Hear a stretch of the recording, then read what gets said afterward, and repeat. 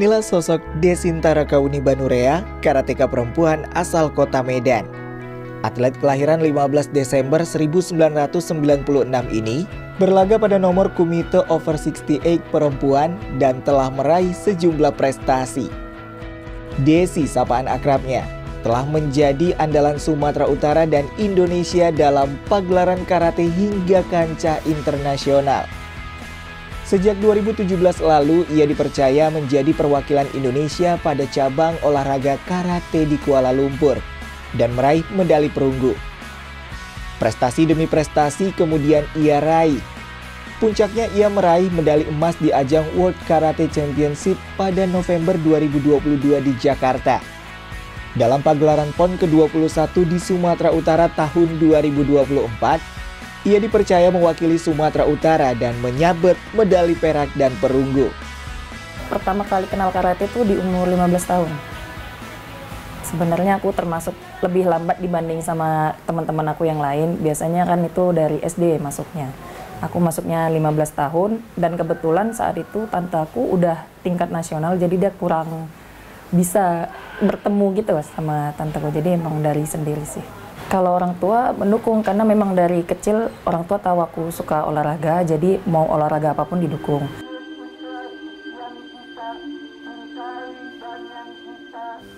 Darah atlet yang mengalir dalam diri Desi merupakan warisan sang ayah, Sabirin Banurea, yang pernah menekuni olahraga tinju tahun 90-an. Meskipun karir Sabirin di dunia olahraga tidak berlangsung lama, ia selalu menanamkan pesan penting kepada Desi selama berkarir di dunia karate. Baginya, olahraga bela diri bukan sekedar ajang untuk menunjukkan kekuatan fisik, melainkan tentang kemampuan mengendalikan emosi dan diri. Pesan ini menjadi pedoman Desi dalam menjalani perjalanan hidupnya, baik di dalam maupun di luar gelanggang. Dan saya sering ngajak Desi berenang di kolam renang. Disitulah saya masukkan nama si kakak ini tadi, supaya tujuan kita olahraga tadi untuk apa. Olahraga tadi seperti contohnya kita karate. Untuk bela diri kita sendiri aja sudah mantap. Dan terhindar dari lingkungan yang nggak benar. Tapi alhamdulillah berjalan, Desi alhamdulillah lah. Dapatlah prestasinya terus. Sejak usia 15 tahun, Desi berlatih setiap hari di Institut Karate Do Indonesia Sumatera Utara atau Inkai Sumut, mulai pukul 4 sore hingga malam hari. Tak hanya itu, ia juga sering menambah porsi latihan agar bisa tampil secara optimal di setiap kompetisi. Mahasiswa semester 3 jurusan ilmu hukum di salah satu kampus swasta di Jakarta ini sadar, bakat dan talenta tak akan cukup jika tidak diasah. Baginya setiap latihan merupakan langkah menuju impian yang lebih besar. Kehadiran Desi di Inkai Sumut tak luput dari perhatian Erwin Kamarullah, pelatih Desi. Sejak awal, pria usia 53 tahun ini merasakan potensi luar biasa dalam diri Desi. Ia sering menyaksikan Desi bertanding baik di dalam maupun luar negeri. Erwin ingat betul, saat awal melatih Desi, ia tak segan mempertemukan Desi dengan karateka bersabuk hitam. Laga ini menjadi strategi untuk mengasah mental Desi yang kala itu masih bersabuk putih. Ia berharap Desi bisa menjadi petarung yang tak gentar menghadapi siapapun. Dengan bimbingan Erwin, Desi belajar bahwa keberanian adalah kunci untuk sukses. Desinta ini sebenarnya dari awal latihan itu dia ada talenta yang tidak dimiliki pelatih atlet-atlet lain. Tapi untuk karate Desinta itu posturnya juga memadai, juga karakternya juga, kedisiplinan juga dalam mengikuti latihan itu tetap.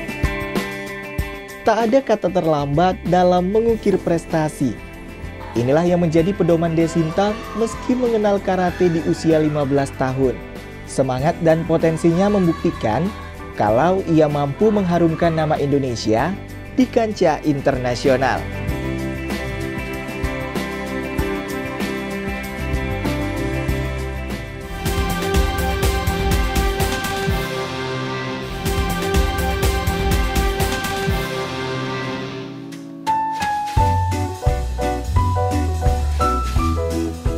Pemirsa, saat ini guru dan tenaga pendidik dituntut untuk menciptakan pembelajaran yang efektif agar peserta didik dapat termotivasi dan meningkatkan prestasi belajarnya.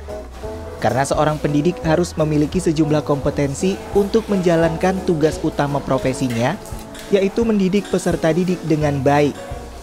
Namun tak jarang dijumpai dalam satu satuan pendidikan, terdapat kesenjangan keterampilan maupun kompetensi antar pendidik. Salah satu solusi untuk mengentaskan kesenjangan ini adalah dengan menciptakan komunitas belajar di dalam satuan pendidikan dan berkolaborasi dengan komunitas belajar satuan pendidikan lainnya.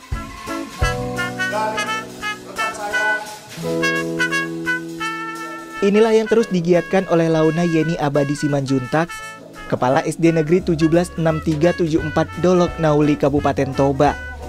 Setiap hari ia punya program menarik untuk meningkatkan kualitas belajar peserta didik, seperti kegiatan nasionalis, lintas budaya, literasi dan numerasi, Batak Naraja, Religius dan English Day.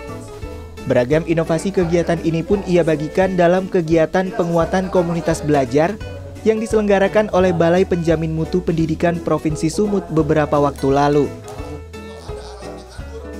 Jadi kami itu punya komunitas belajar, namanya Komunitas Belajar Bersama Kita Bisa.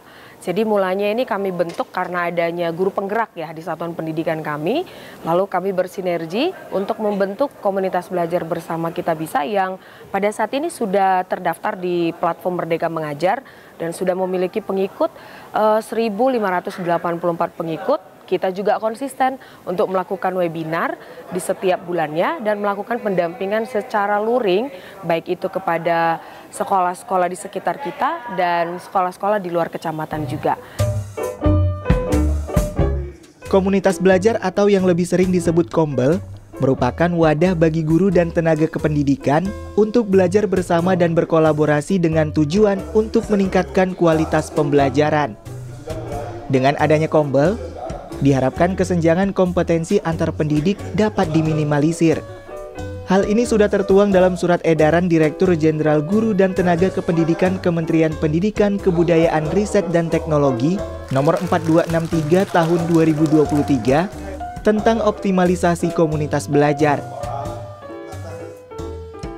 Komunitas belajar itu harus fokus terhadap murid. Jadi murid itu ketika guru mengajar di kelas, dia harus jujur merefleksikan diri ada masalah apa di kelasnya, yang kemudian dibawa sebagai topik untuk pembicaraan di komunitas belajar. Nanti ada guru lain yang mungkin punya solusinya, mereka akan bertukar pikiran untuk memberikan solusi tersebut untuk dipraktekkan, diimplementasikan di kemudian hari. Di sana juga ada Kombel secara digital. Jadi antar sekolah tidak terbatas oleh daerahnya atau sekolahnya, tapi juga bisa melihat Kombel di sekolah lain. Jadi bisa meniru dari solusi dari sekolah lain. Ada sejumlah rangkaian kegiatan dalam penguatan komunitas belajar ini, seperti petunjuk awal membangun komunitas belajar di sekolah, pemaparan program dan kegiatan komunitas belajar dari 5 pulau di Indonesia, tanya jawab dan upaya penanganan kendala menjalankan komunitas belajar di daerah. Tajudin Idris, Kepala Balai Penjamin Mutu Pendidikan Provinsi Sumut mengatakan, penyelenggaraan kegiatan penguatan Kombel merupakan transformasi dunia pendidikan dalam peningkatan literasi dan numerasi, sehingga para guru dan tenaga kependidikan di Sumatera Utara dapat saling berkolaborasi meningkatkan kemampuannya dalam memahami dan menerapkan bahan ajar kepada siswa.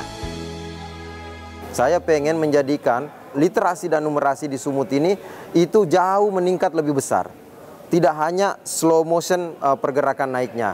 Nah, yang kedua, kita juga kenapa kita kumpulkan balik lagi ke kepala-kepala ini?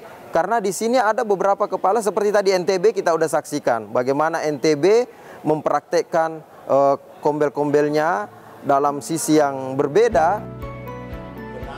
Nah, ternyata menjadi seorang guru dan tenaga kependidikan harus bisa mengembangkan kapasitas diri sebagai tenaga pendidik. Oleh karenanya, mari belajar bersama untuk menciptakan generasi penerus bangsa yang terdidik dan berdaya.